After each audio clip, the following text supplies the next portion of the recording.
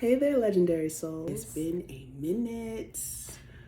Ooh, things have been shifting quite rapidly and also quite slowly.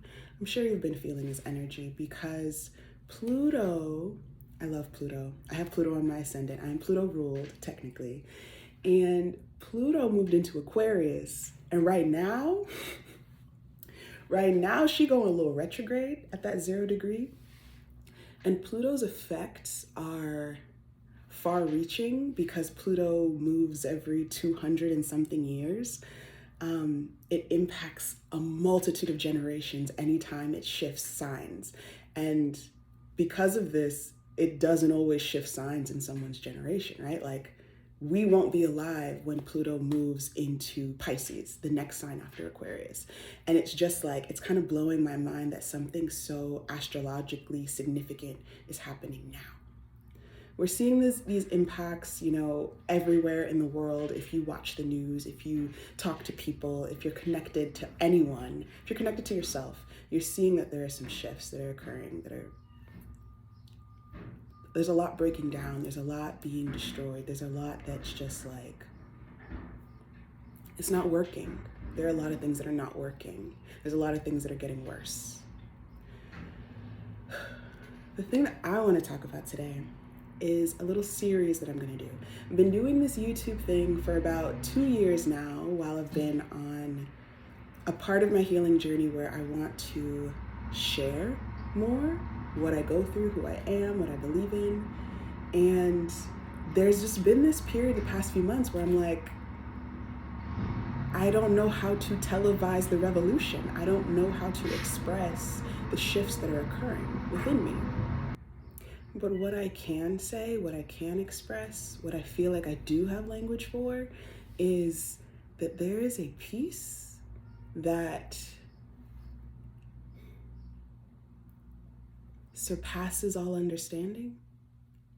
There is a peacefulness that is not a destination, but is just one of the legs of the spiritual journey where a lot of things that used to matter don't feel like they matter. There's a lot that I felt was so connected to who I was. One example is how I do things, how I show up in the world. So, like I'm saying, I've been doing YouTube for a few years now, and I've still been in this process of comparing myself so much to people that I really respect and admire who've been doing this for a number of years. But I am not them, they are not me. So there is, in fact, no comparison. I can think about the money that they're potentially making. I can think about how many subscribers they're potentially having or that I see that they have. And I can feel really bad about myself. And I did for a lot of months, for a lot of that chunk of the 2 years that I've been doing this. And through this process and with Pluto supporting me, I have discovered that it doesn't matter if I make money at YouTube.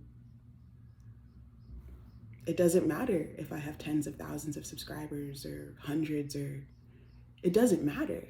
It would be nice. I'm open to it. I'll be available for it when and if it happens. However, it doesn't, whether or not it happens does not change who I am at my core. It does not change what I desire to express. It doesn't change the value that I feel what I'm experiencing in the world can add just by me sharing it. You see, it's like a little shift, but it's pivotal, it's huge. And so because I've been in that space for maybe the past few weeks, I've been like, I would love to share something on YouTube, but I have no idea what to say. How do I say, I don't care, but not in a bad way, not in an ego way, not in a, I'm trying to avoid something sort of way. How do I convey this? Maybe you're picking it up. Okay, so another thing I wanted to talk about is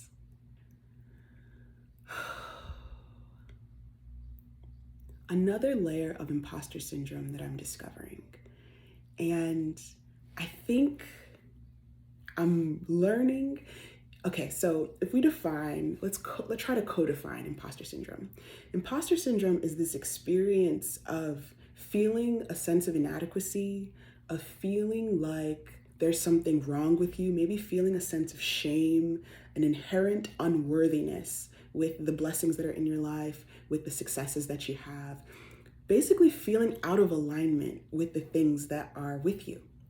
Sometimes we feel imposter syndrome when we are reaching for the things that we want that aren't here right now. And it's kind of like, okay, they're not here right now, so it must be that there's something wrong with me. It must be that I'm not doing enough. It must be X, insert whatever thing here. You know about this. Everybody knows about this. Everybody experiences this, I believe, to some level. Another layer that I'm learning about imposter syndrome is actually like, I think for me, maybe for you too, I think there's a part of me that just kind of like hates how the world runs, like just like doesn't buy into how things go. Like these unspoken rules about how things move and how things work, and that you're supposed to be happy with what other people consider success, what many in our society over many generations have believed that success is. Like, for some people, it's being in a relationship. For some people, it's having a house or a car. For some people, it's making a certain amount of money. For some people, it's, having their body look a certain way or perform a certain way in the world. And it's just like, any of these things can matter. However, something that I've learned through life, through experience, is when you do achieve one of these things or many of these things, sometimes there's still this experience of unease. So how is it that people can get married or can get into a deeply committed relationship and still find that they're unhappy? How is it that people can go on a fitness journey and get to the level of whatever body they wanted, whatever look they wanted, whatever they wanted to achieve, whatever way they wanted to eat, and still be unhappy? And I think that this is another layer of imposter syndrome that I'm discovering. So I'm going to take myself on a journey, and I'm going to bring you along with me. Instead of just going silent for a period like I did before, I'm going to try something new. So I picked up this book. I buy books all the time. All the time. I'll just be on Amazon. I'll just be looking around. I hear about a book. I just buy it, but I don't always read them. It's not always the time. It's not always the time for me to read them. But then sometimes when I'm going through it, or I'm curious, or I'm like, I need something new, I don't know what it is, I just look at my bookshelf and there's something that calls to me. So it works out. So the book that I'm reading right now is Code of the Extraordinary Mind by Vishen Lakhiani. So Vishen is actually the founder of Mind Valley, and Mind Valley is like something exceptional. It just really, I've never seen anything like it in terms of how much content is on there and how much that's available in terms of personal growth. And I just love that there's a whole platform for learning, because I am a nerd. I loved school as a kid. And now that I'm an adult, there are times when I just want to learn something, especially really quickly, but I don't want to commit to a whole program, or I don't want to commit to like a whole, I don't want to be in something for like 5 years to get this nugget of satisfaction that I'm learning something. So I really appreciate the platform. And I don't know if this is one of his first books, but on it says 10 unconventional laws to redefine your life and succeed on your own terms. I really vibe with that. There are so many ways that I look at life in unconventional ways. I don't believe that partnership or even marriage is the only way to happiness. I do believe that we need people. I believe that community is really important. And for some people, that looks like partnership. For some people, that looks like polyamory, multiple partners. For some people, that looks like multiple sexual partners. For some people, that looks like periods of celibacy. For some people are asexual, or aromantic. So romance or sexuality gets to be a part of their lives on their own terms, or not so much a part of their lives for periods of time or for the whole time. There are just so many different ways to be in the world and to exist in the world. And when it comes to identity and it comes to how we want to craft our communities and how we want to craft how we give and receive intimacy and just how we want to be, how we want to exist, I love that. I love that. I'm so intrigued by all the different ways to be in the world. And so there's this part of me, right, that I'm discovering now that I have my business, now that I have a healthy partnership, now that I have much more self-confidence, because self-esteem is something I've been working on my whole life, like my whole life. And I will continue to. It is a journey. There's still a part of me that's a little unhappy. But because I have more self-confidence, I'm not doubting that I don't like my deservingness of the things that I have or the things that I've worked for, the things that are in my life now, because they do feel aligned with who I am. I love working for myself. I love my partner. I love our relationship. I love that it continues to grow and shift and evolve. I love myself a lot more than I ever have, and I accept a lot of parts of me. I'm not perfect at all. And I kind of like this. I kind of like that I can be a little messy, a little chaotic, I'm interesting. I'm complex. And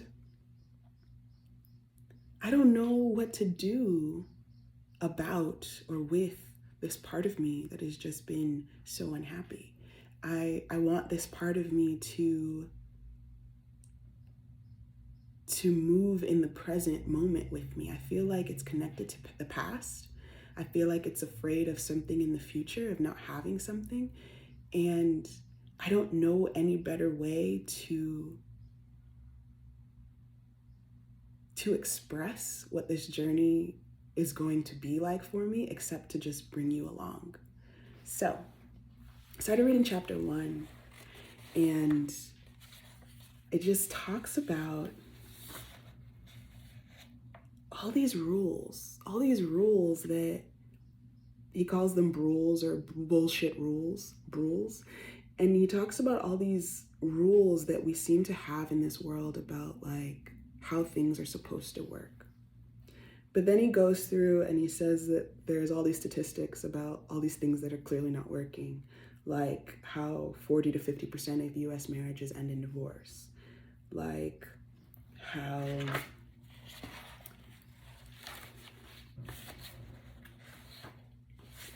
8 in 10 Americans, so 80% of us, are in debt in some way.